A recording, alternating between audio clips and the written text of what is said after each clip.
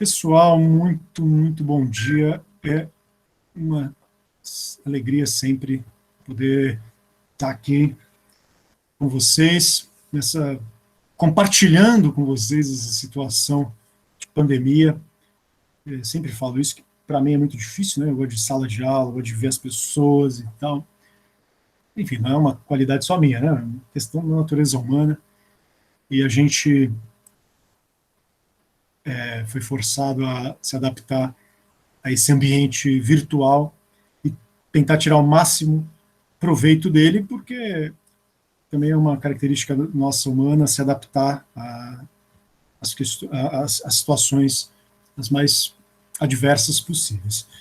Eu propus como tema de atualidades, como um tema das aulas de atualidades, do programa de atualidades, eu não queria que fosse exatamente um tom de aula, tá, gente? Assim, eu sei, é uma aula, ok, vai o professor dar aula, mas eu queria também trazer para vocês uma espécie de uma característica mais reflexiva. Afinal de contas, eu sou um professor de filosofia, acho que também é minha função fazer essa, mas uma característica mais reflexiva a respeito do tema que eu pensei, né? Essa proposta de um tema que se apresenta no campo do debate público com tanta tensão, com tanta resistência, né, com tanta dificuldade.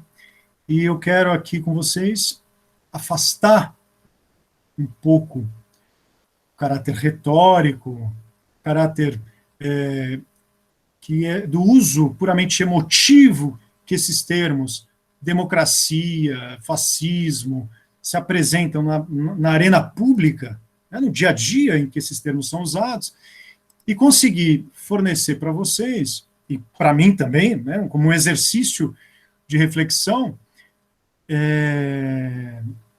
repertório para pensar esses temas além daquilo que a gente está acostumado a ouvir no debate do dia a dia, no debate político-retórico. Veja, vale destacar aqui que eu não me isento do fato de que a retórica é um componente fundamental da articulação, do dia a dia político, né, do uso que se faz de expressões como defesa da democracia, do ataque que se faz chamando os adversários de fascista, de se posicionar de forma antifascista na arena pública.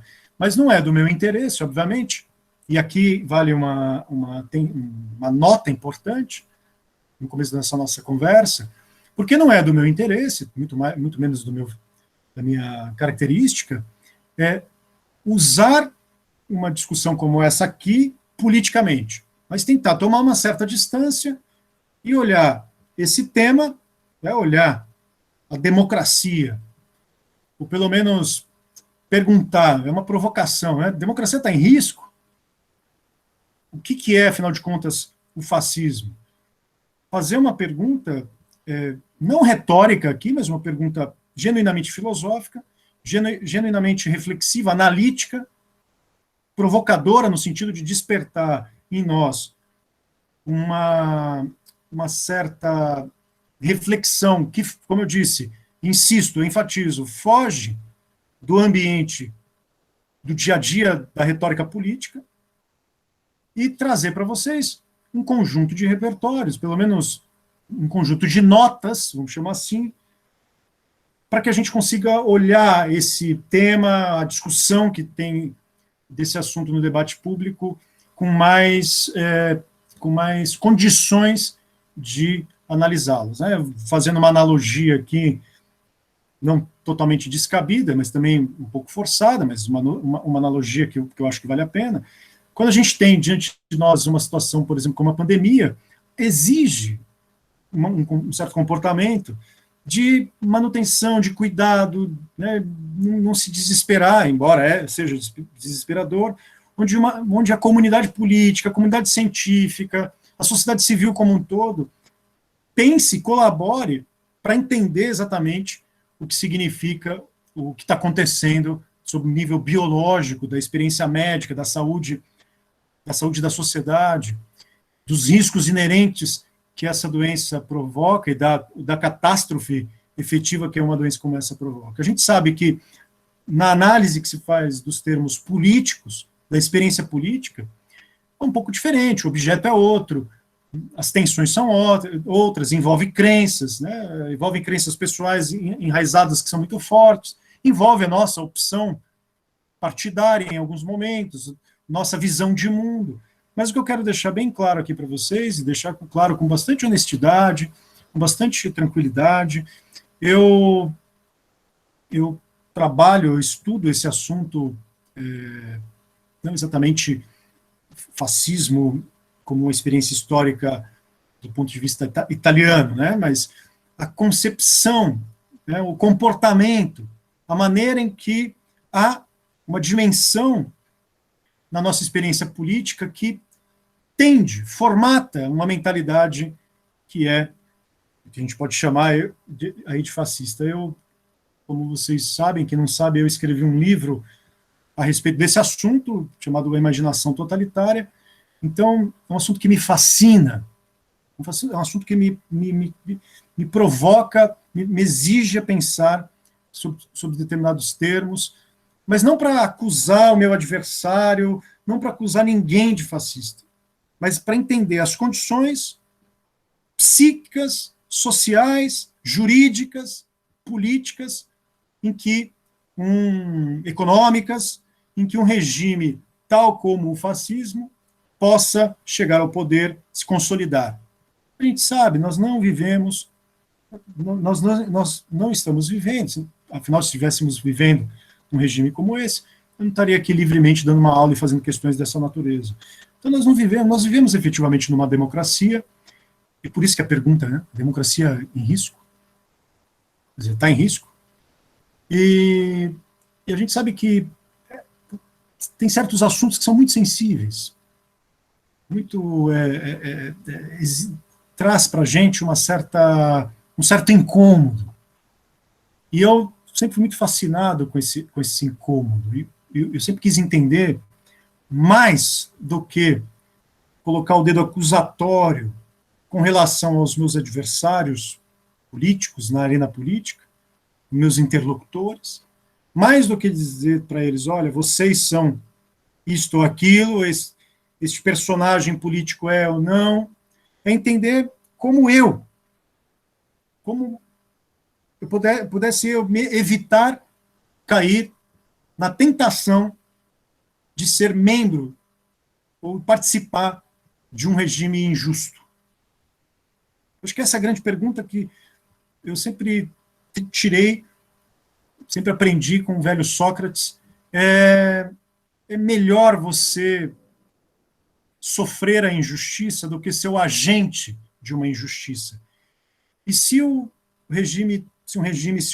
comportamento fascista, ele representa, hoje, devido a uma dimensão histórica, devido a um lastro histórico, a experiência tirânica por excelência, não é? Tem tantos filmes, séries, livros que caracterizam fascismos como um comportamento que é o oposto, né? Assim, a dimensão contrária à experiência democrática.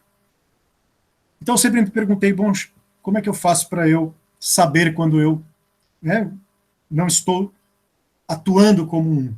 Sempre me policiei nesse sentido. Então, eu vou abrir uma pequena janelinha aqui para mostrar para vocês como eu vou apresentar a nossa aula, tá? Quais são os tópicos fundamentais da nossa aula. Vamos lá. Então, eu pensei assim, a democracia corre risco, uma anatomia do fascismo. Quer dizer, essa é a minha pergunta. Uma pergunta provocadora. Afinal de contas, eu estou pressupondo aqui, e quero deixar isso bem claro, é um pressuposto, de que, de fato, nós vivemos num regime democrático e, por qualquer tipo de ameaça que esse regime tenha, não dá para negar que estamos na democracia. A gente consegue ainda ter um ambiente de ordenamento democrático.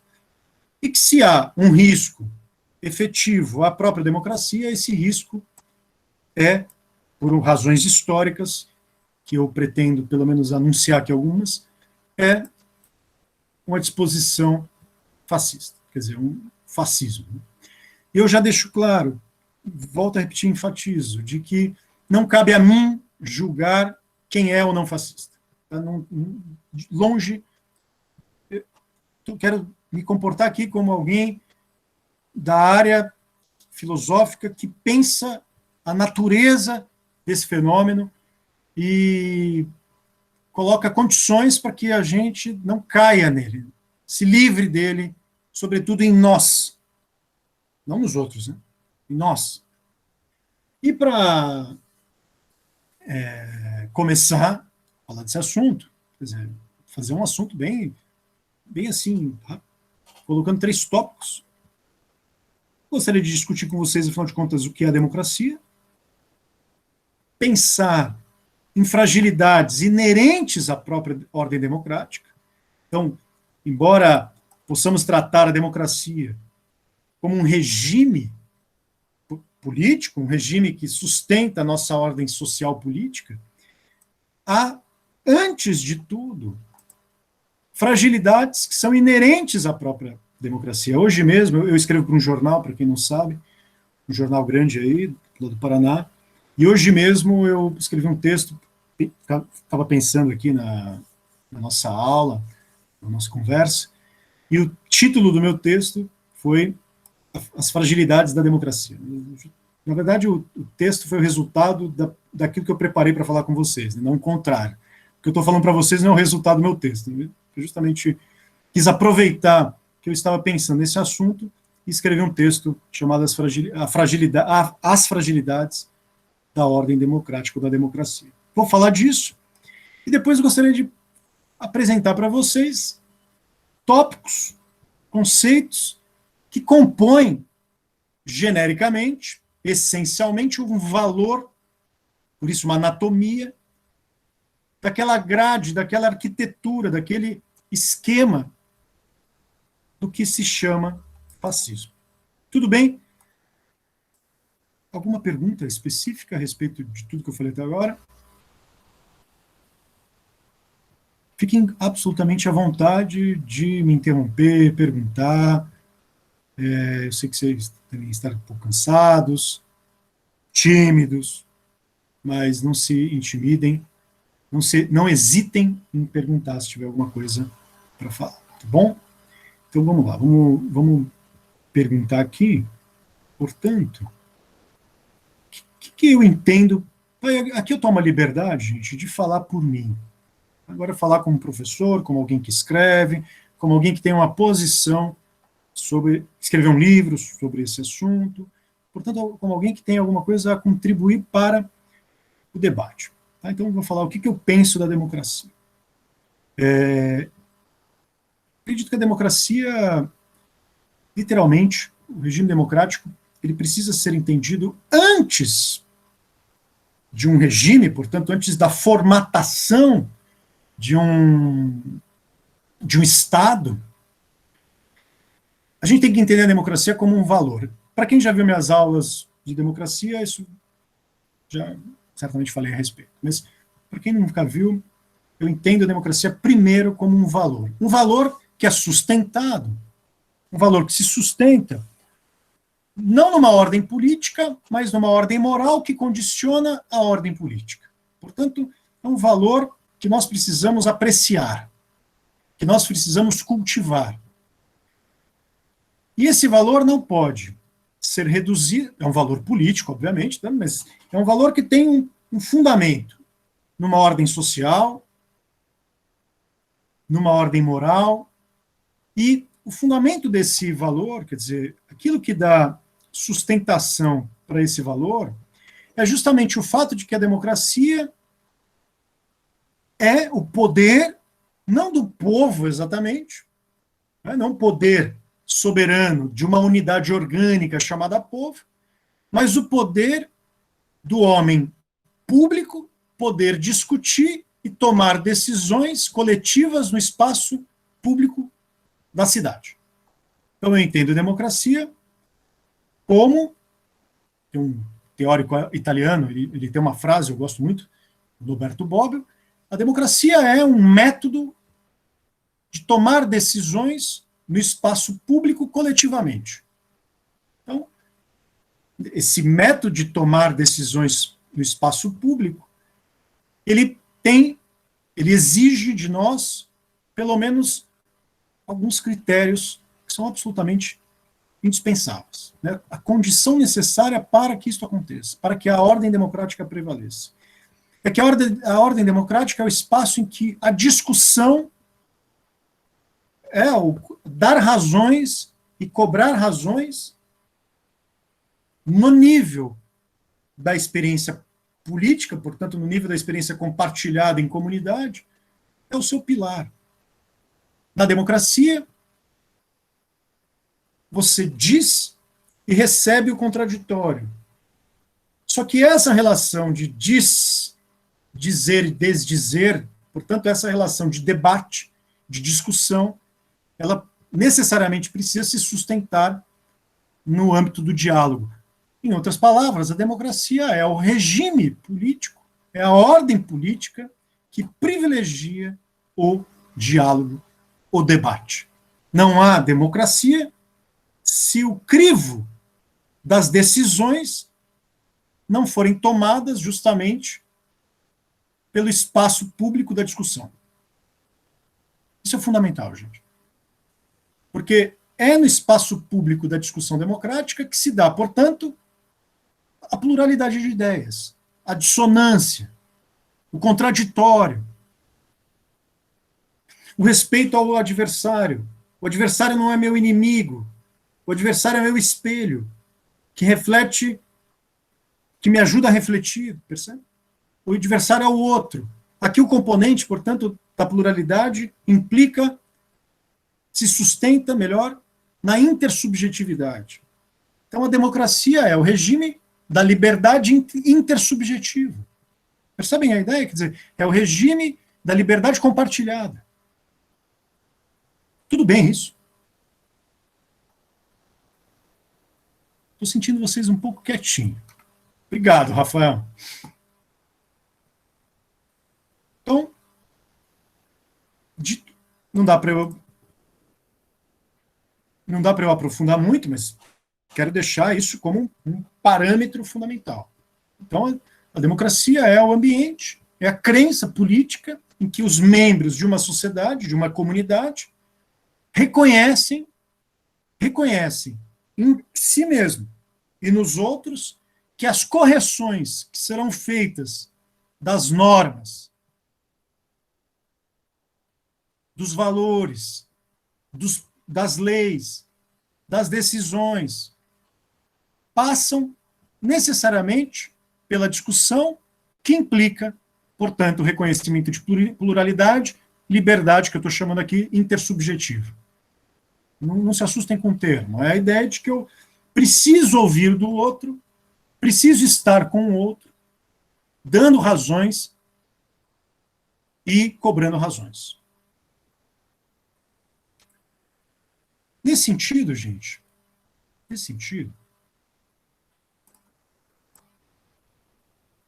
eu gostaria de logo falar, bom, professor, o que acontece aqui? Se a democracia é um regime que sabe, que reconhece a liberdade intersubjetiva, portanto, a liberdade de compartilhar, discutir, tomar decisões, o que é frágil nela?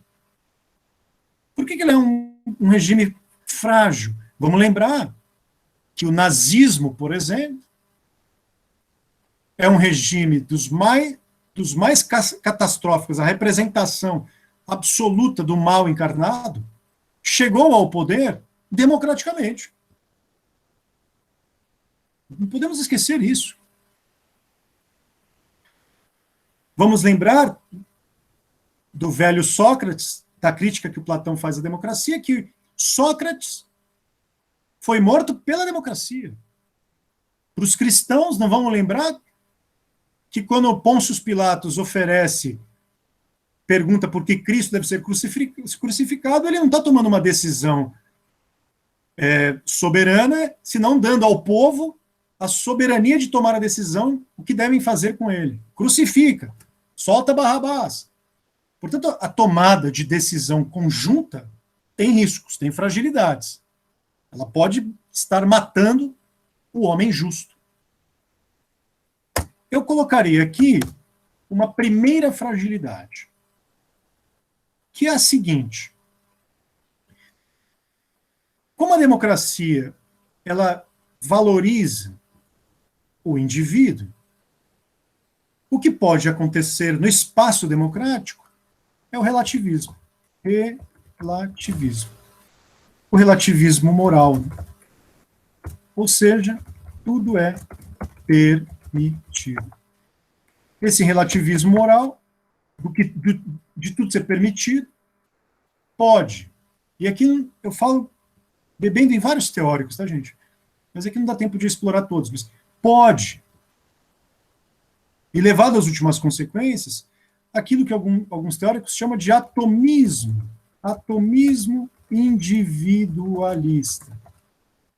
Ou seja, se a democracia protege a liberdade individual, a liberdade de se falar, o indivíduo pode simplesmente falar: eu não quero participar da democracia, eu quero me recolher, eu não estou interessado, cada um faz o que quer.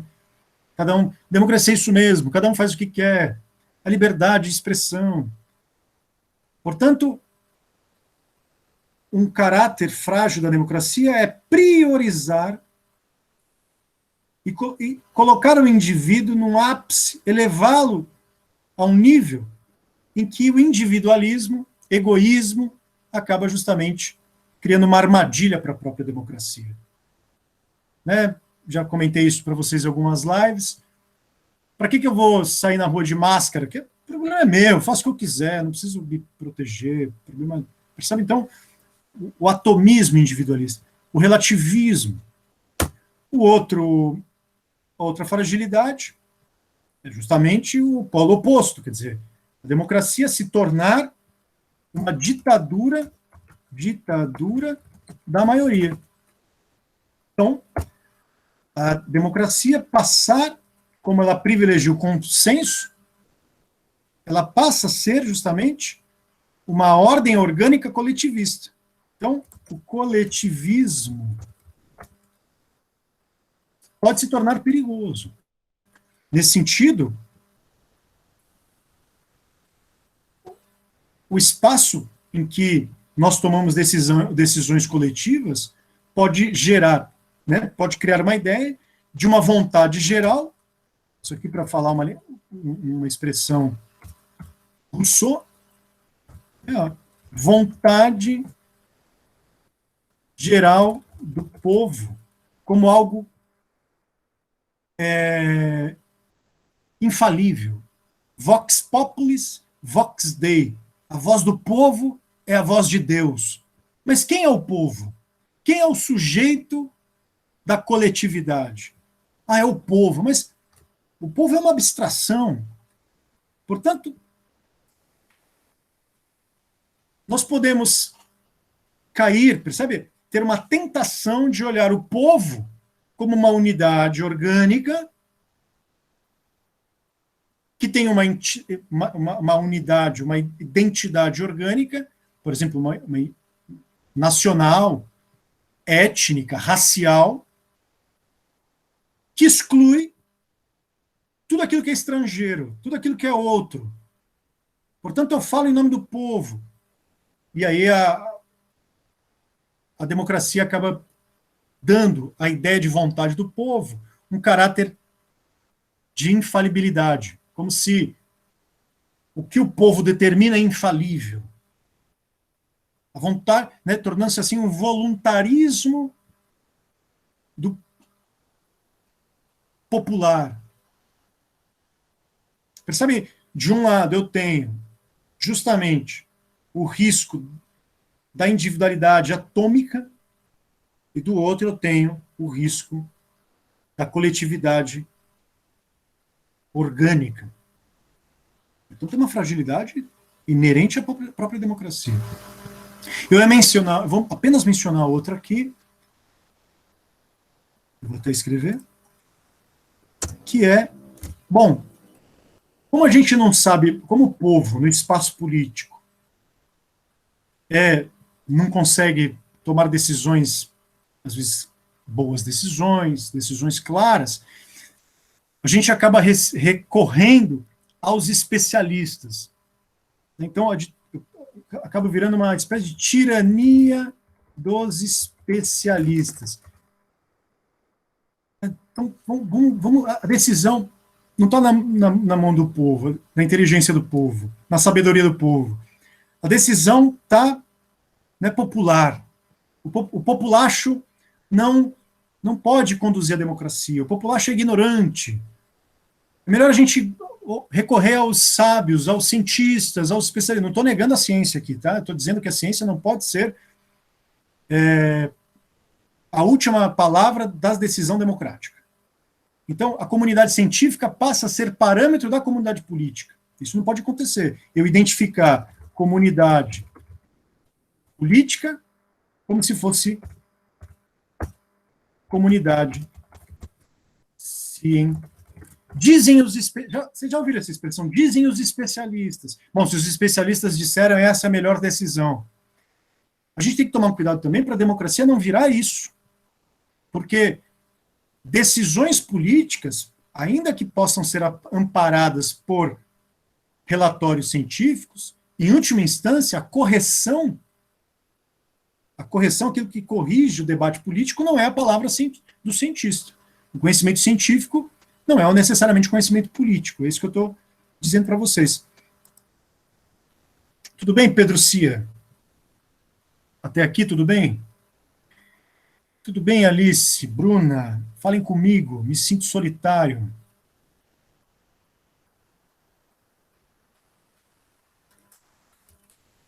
Percebe? Eu gostaria de justamente mencionar essas fragilidades.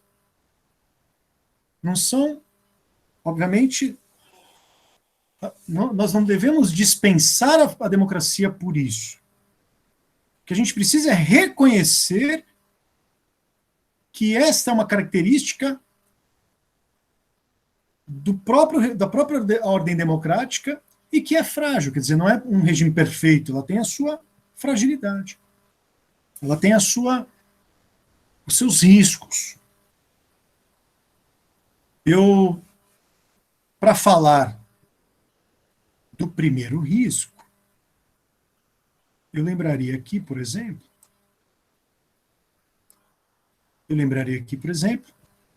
de um filme chamado L'amour, um filme francês muito bonito, que mostra a atrofia do individualismo na vida de um casal, de idosos.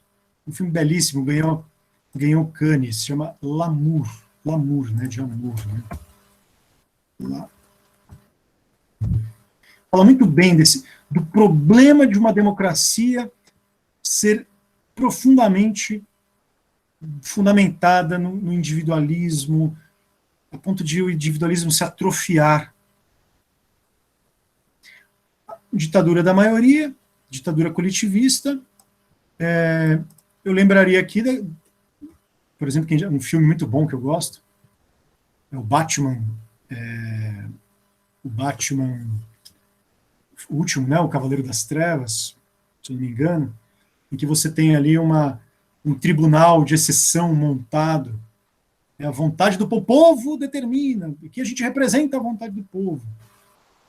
Então você tem um tribunal coletivo, né, um coletivismo instaurado, persegue e julga os adversários. E, por fim, a tirania do especialista, eu lembraria aqui, né, quando você fornece demais o parâmetro da tomada de decisão democrática, por exemplo, no especialista, deixa eu tentar lembrar um aqui, da pandemia é um caso bem complexo, né, pensando no coronavírus, mas tem outros especialistas, por exemplo, especialista do direito, então a democracia vira um juridiquês, assim, a palavra final não é do político, a palavra final é do jurista. Então você tem, como é um jurista o sábio, né, ele conhece as leis, a gente tem que sempre tomar muito cuidado com isso, né, porque a gente não pode pensar na democracia como um sistema cuja decisão é tomada pelo especialista. Ele é um sistema, ele é uma ordem cuja decisão é tomada coletivamente, pelo consenso coletivo, pelo amplo debate. Pessoal, vamos então para a parte... Opa, tem bastante perguntas aqui.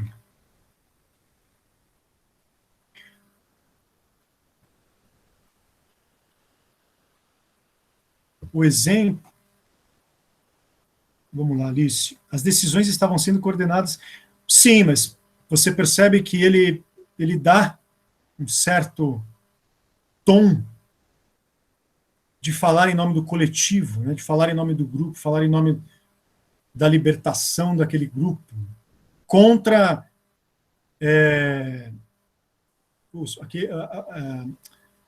os liberais ali da Bolsa de Wall Street, né? Sabe, esse tom que é perigoso, né? Você ter o grupo, a nação, a raça, nota isso? Quer dizer, esse sempre foi um risco inerente à democracia.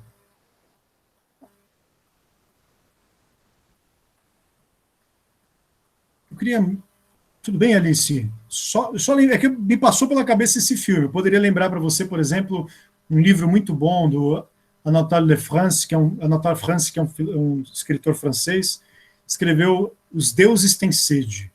Como que o indivíduo se perde no coletivo. Fala da Revolução Francesa, um bom livro a respeito desse problema. O tom de usar uma vontade geral para um fim individual. É que, assim, talvez o exemplo, no caso do Batman, um exemplo do Benny, na verdade, o exemplo tem uma figura por trás ainda, né? Não é exatamente ele. É que eu lembrei desse recorte em que ele monta um tribunal de exceção e é o povo que está julgando, né? É claro que existe ali um interesse, obviamente, uma estratégia por detrás daquilo. Então, assim, o exemplo não fica tão perfeito.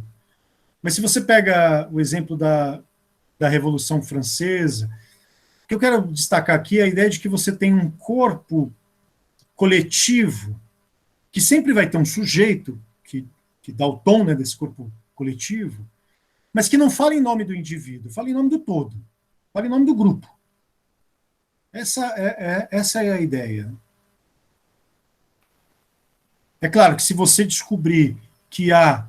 Veja que o fato de você descobrir que há elementos de uma estratégia individualista por detrás não anula o fato de que o povo está tomando decisão com relação a um encanto de que o povo está tomando decisão com relação ao próprio coletivo, né? Essa questão do coletivismo. Você anula... Isso, Alice. Você anula a consciência individual em nome do... Olha, eu lembrei aqui de um exemplo. Não sei se vocês assistem, eu gosto muito de uma série chamada O Homem do Castelo Alto. Vou escrever aqui na minha nota. Rapidamente, ó. O Homem do Castelo Alto. Tem na Amazon Prime, é uma série do Prime Video, né? Conta a história de como se fossem os nazistas, o eixo, tivessem ganhado a guerra, e não a aliança. Os aliados, né? Ganha a guerra os nazistas e eles dominam os Estados Unidos. E tem um rapaz, tem uma família nazista, perfeita, uma família bem perfeita. Deixa eu até tirar aqui para falar com vocês sobre isso. Uma família muito perfeita. O cara é um chefão nazista, ele é um líder. Família Smith. E o menino, ele está estudando, ele é da juventude hitlerista. E aí, eu vou dar um spoilerzinho aqui, com todo respeito. O rapaz, o menino, descobre que tem uma doença genética, que vem da família. A família tenta proteger o rapaz, e eles são nazistas, hein? Mas sabe que o Estado tem leis duras para matar o garoto. Tem uma determinada parte da série, que o garoto toma consciência da grandeza que é o Reich, que ele se entrega para o povo. Ele se sacrifica, porque ele é um doente, em nome do povo. Esse é um exemplo perfeito da anulação do coletivo, da anulação do indivíduo no coletivo. Percebe? Ele é um exemplo perfeito. Mas vamos lá, pessoal, eu preciso correr. Nosso horário é tão curtinho.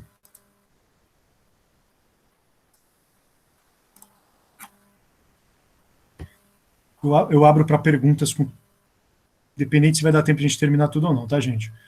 Vamos lá, Rafael. Professor, eu li o Tratado Político do Spinoza e fiquei com dúvida no tocante à democracia, pois ele escreve na teoria sobre monarquia e aristocracia, até como ele funcionaria, mas hoje em dia a democracia foi colocada como forma pura e casta de governar. Isso não acaba excluindo todas as formas de... O Spinoza é um caso complicado, porque ele foi o primeiro filósofo da história, Rafael, a fazer uma defesa da democracia baseada numa concepção que ele tem de natureza humana. Então, eu tomaria um certo cuidado, porque o conceito de democracia espinosista, ele é um conceito bastante complexo, na medida em que ele depende de uma concepção que o Spinoza tem de natureza e de natureza humana. Veja que, para o Spinoza, a democracia é um regime da igualdade, de uma liberdade que consegue se transitar no reconhecimento da igualdade plena, já que a nossa natureza humana é uma natureza igual. Mas há uma tendência no Spinoza, e aqui é uma crítica que eu faço ao Spinoza, há uma tendência ao Spinoza de sobrepor, priorizar o coletivo ao indivíduo.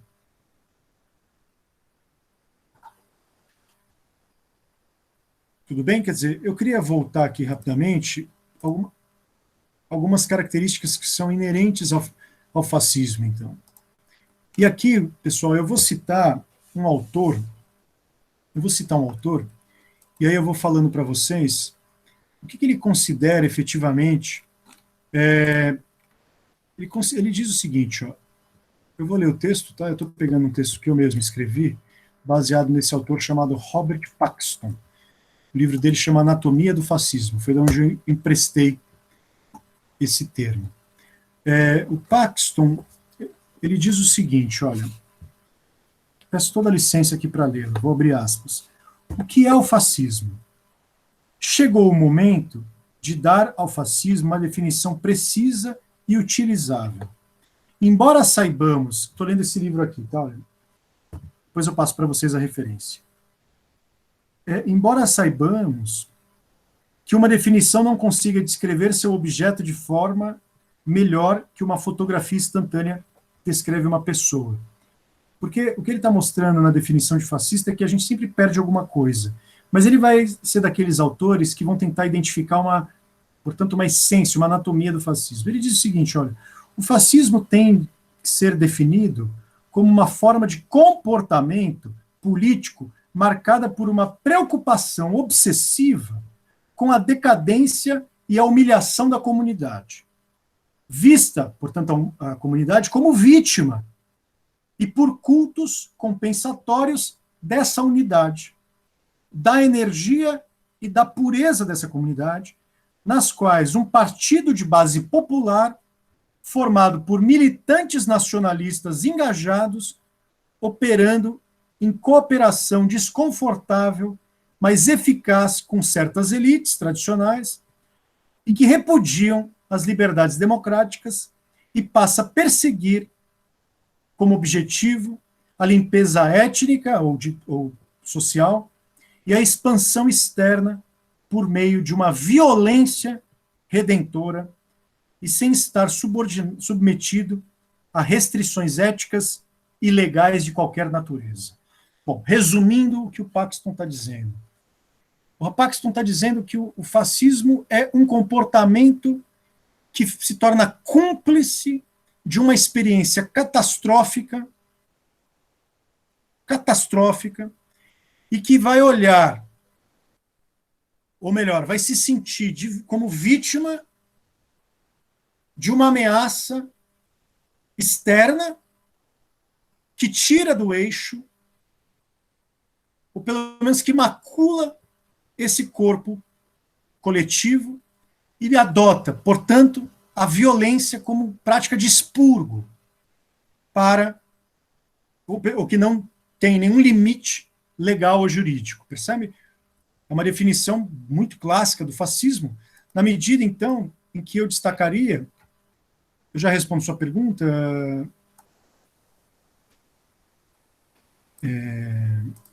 Vivian, eu destacaria aqui, pelo menos, então, senso de catástrofe.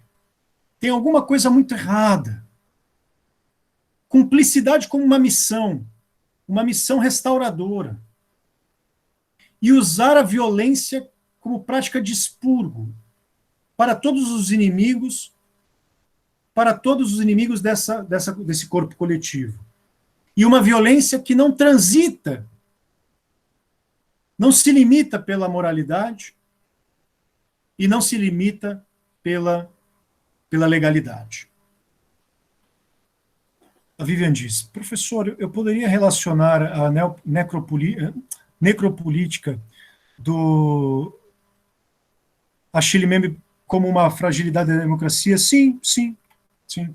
Eu não conheço muito esse autor, não sou um grande leitor desse autor, então acabo te devendo essa, viu, Vivian? Mas o pouco que eu conheço dele, sim, quer dizer, é uma experiência que é inerente à própria prática democrática. É por isso, Vivian, que a democracia, nesse sentido, precisa ser ancorada em leis, em um regime que nós chamamos de Estado de Direito, petrificado na forma legal. Porque a violência não pode transitar no espaço em que ela não dá satisfação para a legalidade, em que ela não dá satisfação para nenhuma ordem moral, né, um senso de dignidade. Vocês sabem, eu gosto muito de um autor, já devo ter falado aqui para vocês, agora ficou distante, chamado Primo Levi. É Isto um Homem? Leia esse livro, por favor, porque o Primo Levi vai ter a experiência de Auschwitz e ele vai mostrar que a maior consequência, né, o maior pesadelo de todo sonho, né, todo sonho que se transforma em pesadelo, de uma mentalidade da natureza humana que, de alguma forma, coloca e executa a forma fascista de ser, é olhar, se mobilizar com uma paixão profunda, mas olhar no estrangeiro, tudo aquilo que é estrangeiro e estranho, uma ameaça que precisa ser eliminada e expurgada da comunidade. Basicamente, o fascismo é isso, percebe? Um movimento, um comportamento de exuberância, de paixão mobilizadora, como diz o Paxton, quase que onde as lavas desse vulcão contaminam toda a sociedade civil e exige, cultua um compromisso assim com a violência. O que é justamente contrário, é nesse sentido que eu trago para vocês, que o fascismo, né, o componente, o DNA, o algoritmo básico do fascismo é o culto, é o romantismo da violência.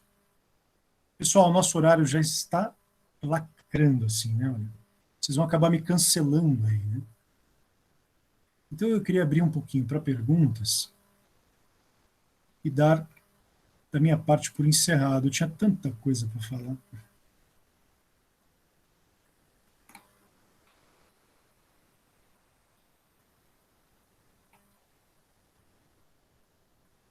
Bom, se ninguém tem perguntas, pessoal, vou deixar um pouquinho aqui. Eu me despeço da maioria, mas fico por aqui para conversar com alguns. Tudo bem?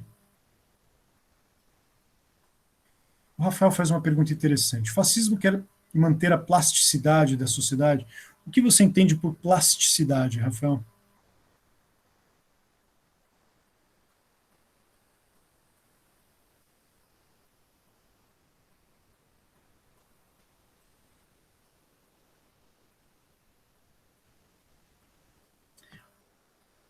Na verdade,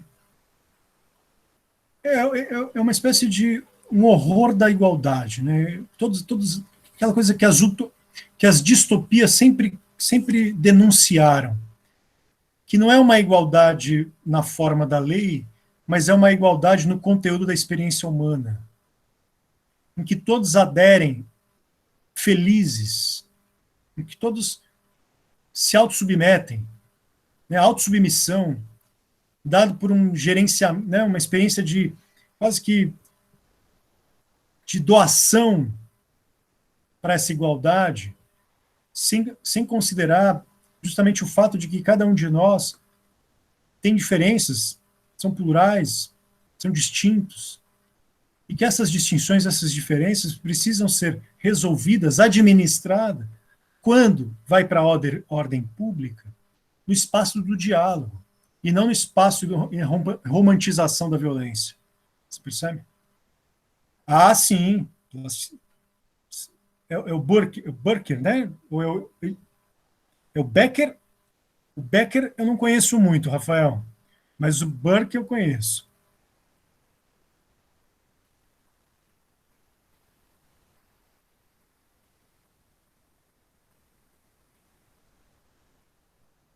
Na verdade, Edmund Becker eu não lembro de conhecer, Rafael. Se você puder me dar referências. Ah, o Burke. Edmund Burke, sim, sim. Vejo que por Edmund Burke a ordem é uma ordem que sustenta essa plasticidade. Pessoal, obrigado, viu, vocês? Muitas perguntas boas aqui, eu não consigo nem dar conta de todas. Você acha que nesse debate de democracia em risco a gente acaba perdendo pontos importantes como posicionamentos que ferem a laicidade do Estado, direitos humanos, a própria Constituição? Sim, sim, claro, claro, claro. Mas tem que sempre tomar um cuidado para a laicidade do Estado também não se tornar um secularismo laicista que joga para o espaço da intimidade a esfera religiosa. Afinal de contas, a religião é uma experiência fundamental do ser humano, né? Então também tem que tomar cuidado para não se tornar uma mera expressão de gosto, né?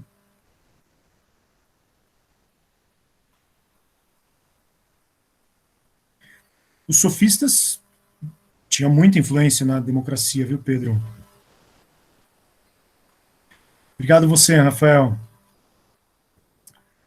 Pessoal, vou parar de gravar aqui. Peço muito obrigado. Nosso tempo é curtinho, mas a gente tenta fazer o máximo para que a experiência seja reflexiva. Espero que vocês tenham aproveitado e gostado. Críticas, elogios são sempre bem-vindos. E olha, beijos enormes. Viu?